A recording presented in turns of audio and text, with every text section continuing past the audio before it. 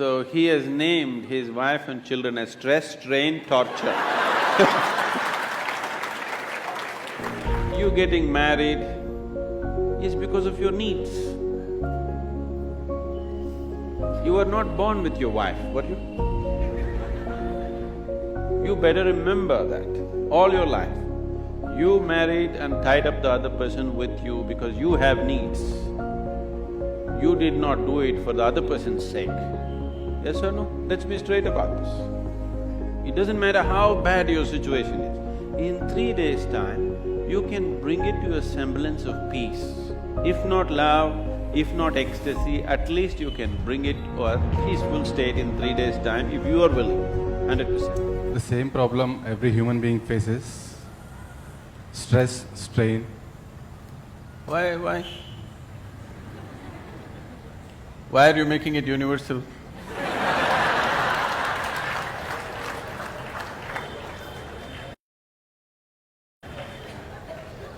You are assuming that. Okay, you are stressed and strained and what? And one more point. Torture. Getting married and traveling in the path of yoga to reach to the destination, and not getting married, going on the path of the yoga. Which one is the best way?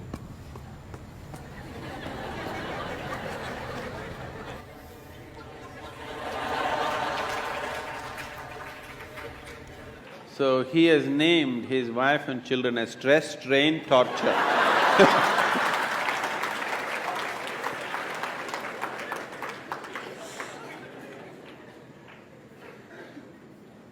Wife and 2 children, stress, strain and torture, how's that? I don't want you to travel on the path of yoga. Whatever goddamn path you're traveling on, take yoga with you.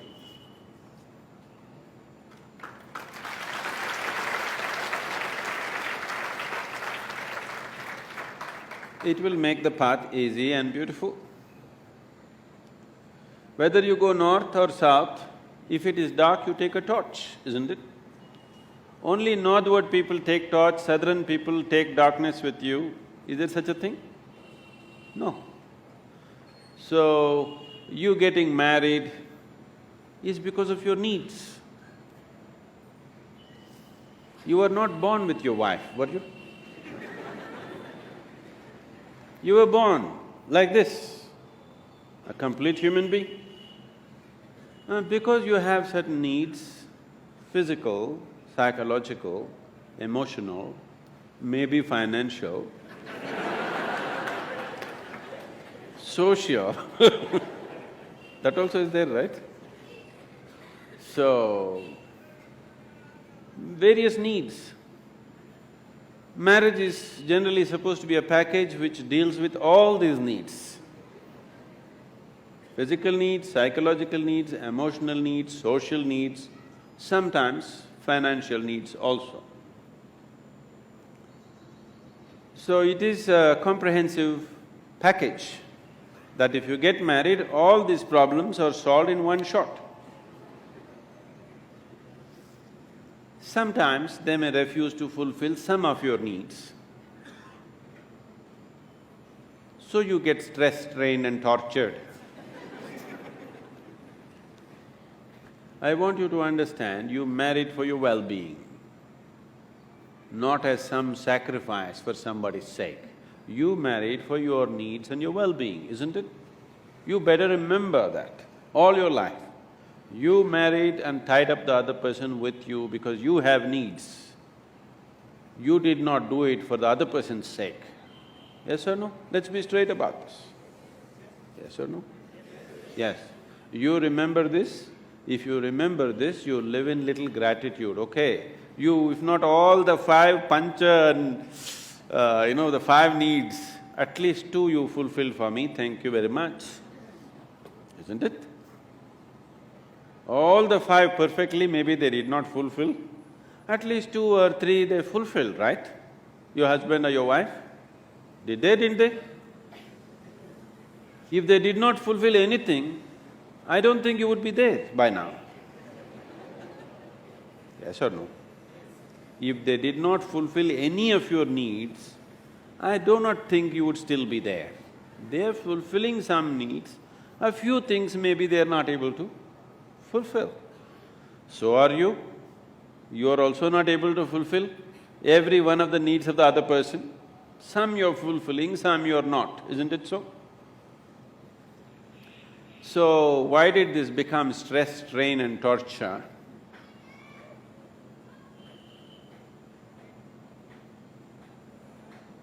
Whichever way you have made it, till now, it doesn't matter. If you're willing, in 3 days' time, it doesn't matter how bad your situation is, in 3 days' time, you can bring it to a semblance of peace.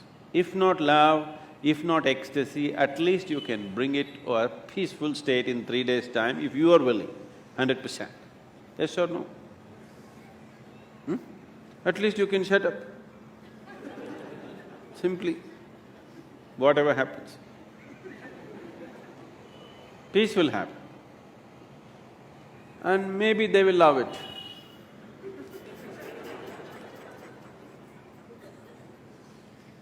So, don't walk the path of yoga, whatever the path, you must carry yoga with you. If you carry yoga with you, it'll light up your path, whatever path you have chosen. You have chosen your path out of your needs. You already done it, so that's up to you. Those who have not done it, I would like you to choose your path not out of your compulsive needs, but of your conscious needs. So, when that stage in your life comes, it is time to consciously look at your life and see, will today's needs mean something to you after 5 years or 10 years? Will it be worthwhile to tie up your life for the simple needs that you have today, or are these just passing needs for you? It's a very strong need, you must marry. If it is not a strong need, it's a passing need. You can work out your needs probably by just going to a cinema, then no need to get married, you know. Yes, many people are like this, their needs are not very strong, it's just passing. But social structure tells them you have to. Not necessary. It must be a conscious choice. Whichever way you go, it must be your conscious choice, not compulsive choices. Because if you choose compulsively, you will always take it out on the people around you. Because you feel like a slave and you don't like it, so you take it out on them and they will take it out on you. So, it is not about what you're doing, it is about how you do it. What you're doing is according to our requirements, but how you do it will determine the nature of your life. Is it an advantage to walk single rather than walk with people? Yes, if you want to walk rapidly. In Africa there is a saying, they say, if you want to walk quick, walk alone. If you want to walk long, walk in company. If you're making a long distance journey, it's better to have company. If you are walking a short distance and very quick you want to walk, it's best to go alone, isn't it? Gautama said another thing. When somebody asked him the same question, he said, "It is better to walk alone than to walk with a fool." Because by looking at you, he is very clear, who else will marry you?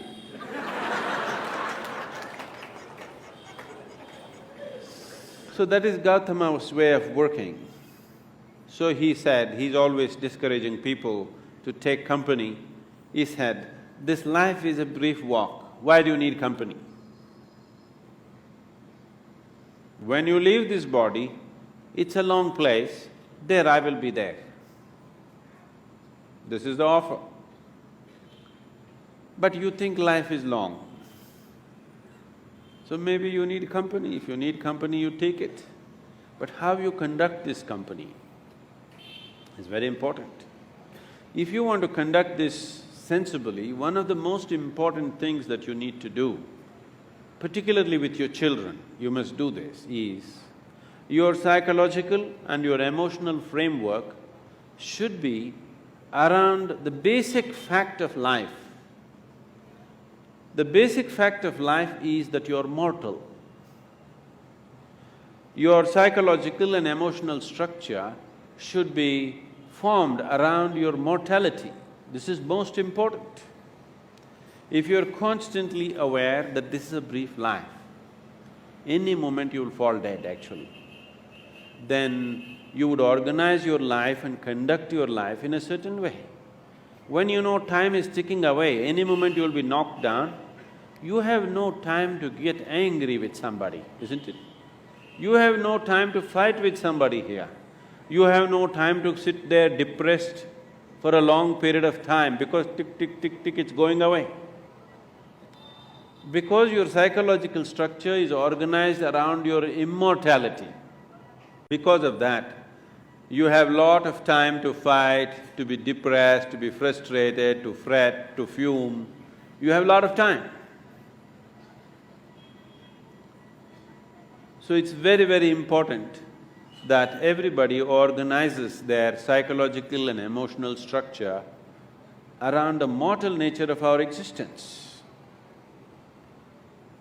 After all, you are just a baton carrier between the last generation and the next generation, isn't it? Yes? For a brief time it's in your hands, this world. Afterwards, somebody else is going to take it. You will see taking the baton from the previous generation happens in most ugly ways. Handing over the baton to the next generation happens in horrible ways, simply because people's mind is structured around their belief of immortality. They don't see they're mortal. If you're constantly aware that you're mortal, sense will naturally dawn upon you. You will have no time for foolishness. Suppose you're aware that tomorrow you're going to die, would you spend today fighting with somebody? Because your time is ticking, isn't it? And your time is ticking even now. Not after a doctor diagnoses you with some horrible disease. Even now it's ticking, isn't it so? If you want to explore the possibility of what this is, the immensity of what this is, then the time is ticking too rapidly. And time is an extremely relative experience. If you're joyful and blissful, even if you live to be 100, it's a very brief life. It's gone in no time. So, in this brief life, where do you get time for stress, strain and torture? I don't know. Where you get time? This is simply because you think you're immortal. This is the biggest mistake you have done. It is just a brief journey. You must conduct it as gracefully, as blissfully as possible. If you do not know the cosmos, at least you must know this piece of life before you fall dead. That must happen to everybody.